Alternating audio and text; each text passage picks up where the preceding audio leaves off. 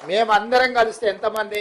119 మంది ఎమ్మెల్యేలు, 17 మంది ఎంపీలు, 40 మంది ఎమ్మెల్సీలు. ఇంతే కదా మేము అందరం కలిసి ఉద్యోగస్తులము. ఎంత అయినరు? 200 కూడా కాలే. కానీ రాష్ట్రాన్ని నడిపేది 10.5 లక్షల మంది ప్రభుత్వ ఉద్యోగస్తులు. మేము 200 మంది లోపలనే ఉండే మేమే ఈ ప్రభుత్వాన్ని నడపలేము.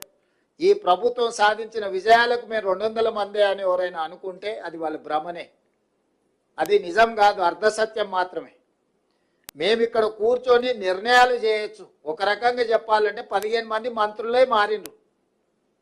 మిగతా శాసనసభ్యులు అవతలలో యువతలలో, మిగతా ఎమ్మెల్సీలు అవతలలో యువతలలో, మిగతా ఎంపీలు అవతలలో యువతలలో వాళ్ళే ఉన్నారు. మారిందల్లా ముఖ్యమంత్రి 15 మంది మంత్రులు తప్ప మిగతా వాళ్ళందరూ దాదాపుగా అటుగనో ఇటుగనో 200లలో 100 మంది పాతోలే కొనసాగుతున్నారు. మమ్మల్ని వదిలేస్తే 10 లక్షలు గతంలో ఉన్న ప్రభుత్వ ఉద్యోగస్తులు మీరే.